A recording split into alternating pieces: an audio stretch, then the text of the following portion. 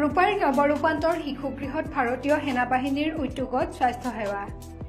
তিনিচুকীয়া জিলাৰ ডুমডুমাৰ ৰূপাইৰ নৱৰূপান্তৰ শিশুগৃহত ভাৰতীয় সেনাবাহিনীৰ ৰূপাই ছাউনীৰ তৰফৰ পৰা আজি সদ্ভাৱনা আঁচনিৰ দ্বাৰা শিশুসকলক স্বাস্থ্য পৰীক্ষা কৰাৰ লগতে উক্ত শিশুগৃহলৈ কিছু সামগ্ৰী বিতৰণ কৰে।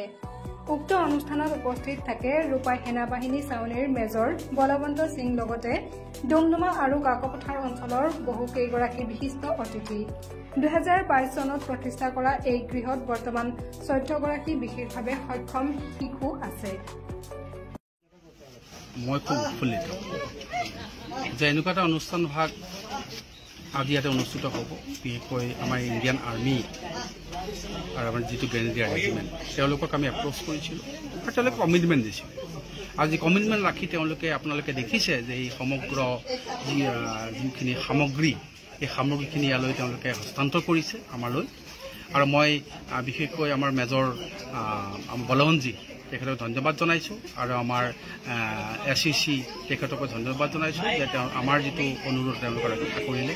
আৰু আটাইতকৈ মই গৌৰৱ অনুভৱ কৰিছোঁ যে আমাৰ যিসকল ৰাইজ তেওঁলোক আচলতে এটা ইনভাইটেশ্যন তেওঁলোকক দিছিলোঁ মাত্ৰ।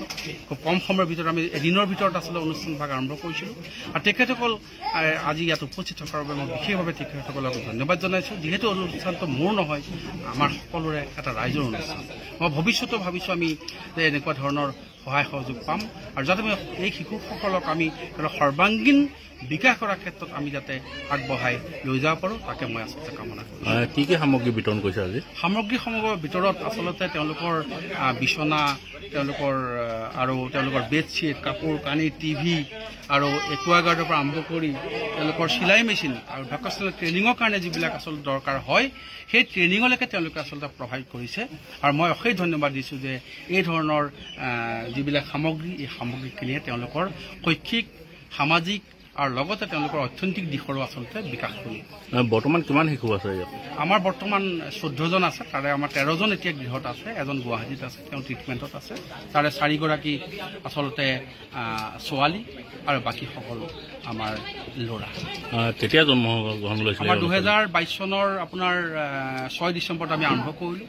7 ডিচেম্বৰত 4জন শিশু পালোঁ আৰু তাৰপিছত লাহে লাহে আজি 14জন শিশু আমাৰ মাজলৈ আহিছে। আৰু জিলাখনৰ যিহেতু এইটোৱে মাত্ৰ এটা শিশুগৃহ, যি শিশুগৃহত অনাথ লগতে যিসকল শাৰীৰিকভাৱে, মানসিকভাৱে বা আৱেগিকভাৱে যিবিলাক অক্ষম শিশু বা বিশেষভাৱে প্ৰয়োজন শিশু তেওঁলোকক আচলতে ইয়াতে আচলতে আশ্ৰয় দিয়া হয়। আৰু জিলা প্ৰশাসনে তেনেকুৱা ধৰণৰ শিশু যদি জিলাত পায় তেতিয়াহ'লে আমাৰ ইয়ালৈ তেওঁলোকে হস্তান্তৰ কৰে। কাকপথাৰৰ পৰা ৰাজকুমাৰ শৰ্মা ৰিপৰ্ট, জাগ্ৰত লাইভ।